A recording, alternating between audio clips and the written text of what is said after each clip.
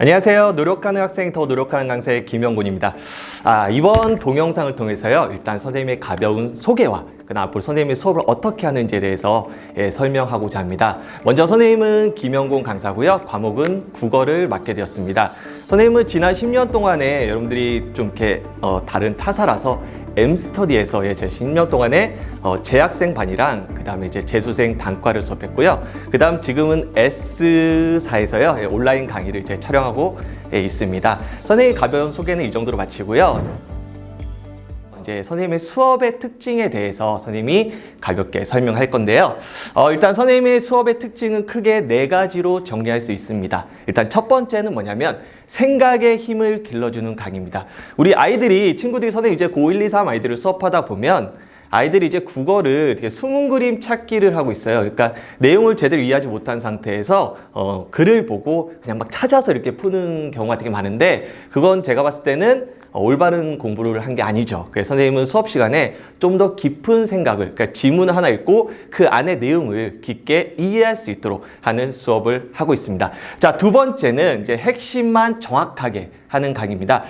이렇게 수업을 함에 있어서 막 되게 주저리 막 얘기하면 아이들의 집중력도 떨어지고, 그죠? 우리 친구들 집중력 떨어지고, 그 다음에 선생님이 무슨 얘기하는지 막 이해가 안 될 때가 있어요. 그래서 선생님 수업은 딱 선생님이 가르쳐야 될 것만 정확히 가르치고 그걸 여러분들 머릿속에 딱 집어넣는 수업을 하고 있습니다. 자, 세 번째는 이제 지루할 틈이 없는 열정적인 강의인데요. 대부분 선생님에 대한 평가가 아이들이 한 편의 연극을 보았다, 한 편의 공연을 보았다라는 평가를 듣고 있어요. 그래서 제 수업을 듣는 아이들이 끝날 때쯤 되면 거의 막 열기에 와 이렇게 하고 나가는 좀 열정적인 수업을 저는 지향합니다. 왜냐하면 수업을 왔는데 아이들이 그냥 일방적으로 제가 강의하고 여러분들이 듣기만 하면 좀 재미가 없고 졸립죠. 그래서 좀 열정적인 수업을 하고 있습니다. 자, 다음 마지막 네 번째는요. 수능과 내신의 제대로 된 길을 알려주는 강의입니다. 일단 내신과 수능은 조금 다르게 봐야 될 것 같아요. 수능은 이제 우리가 달리기에 비유하자면 수능은 마라톤이죠. 그 다음 내신은 이제 단거리 달리기인데 그 단거리 달리기 하는 아이들한테 마라톤의 방법을 가르쳐주면 망하겠죠, 그죠? 그 다음 마찬가지로 마라톤 하는 그 수업에서, 그 시험에서 단거리 달리기 하면 또 얼마 또 못 가서 지칠 수가 있단 말이에요. 그래서 각 시험에 맞는 정확한 공부 방법을 알려주는 강의입니다. 일단 수업의 구성입니다.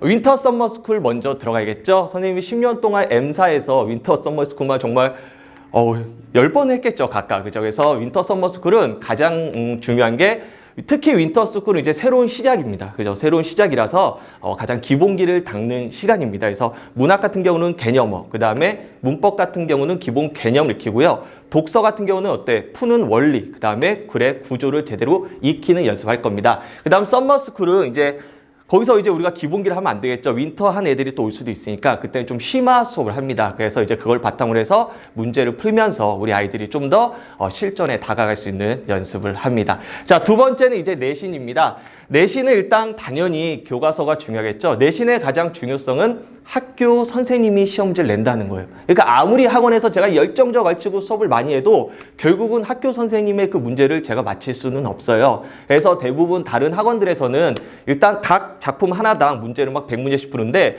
저는 그건 그렇게 중요하지 않다고 생각합니다. 왜냐하면 여러분들이 지금까지 솔직히 해서 알 텐데 100문제, 200문제를 푼다고 해서 그 문제가 한 문제도 내신에 나오지 않습니다. 그래서 제가 봤을 때는 교과서를 제대로 공부할 수 있는 일단 기본기를 가져야 된다고 생각을 해요. 자, 그 다음에 이제 학교별 기출문제 및 출제 예상 문제를 풀이해야겠죠. 이것도 마찬가지로 시중 문제보다는 우리가 수업한 걸 바탕으로 선생님이 직접 낼 겁니다. 그래서 그거를 여러분들 풀면서 수업 내용을 바탕으로 해서 문제를 풀어야지 그냥 뜬금없이 막 그냥 외부 문제를 가져다가 푸는 건 아닙니다. 그래서 선생님 직접 이거 내기 때문에 우리가 수업과 좀 더 깊게 연계가 될 수 있을 것 같아요. 자, 세 번째는 이제 연계문학 작품 정리죠. 우리 친구들 지금 고등학교 2학년, 3학년 애들은 뻔히 알 거고 고등학교 1학년 이제 중학교에서 올라온 애들은 좀 낯설 텐데 우리가 A라는 지문이 하나 있으면은 당연히 그거에 대해서 시험 문제가 2문제 나오지만 그거 연계 작품이 나오잖아요. 그죠? 그래서 그 다양한 연계 작품을 해석할 수 있는 능력까지 내신 기간 안에 키워야 합니다. 그래서 그 수업까지 하겠습니다. 그 다음 선생님 하나 빼먹었죠? EBS 제대로 분석하기. 그거는 일단 고3용입니다. 그래서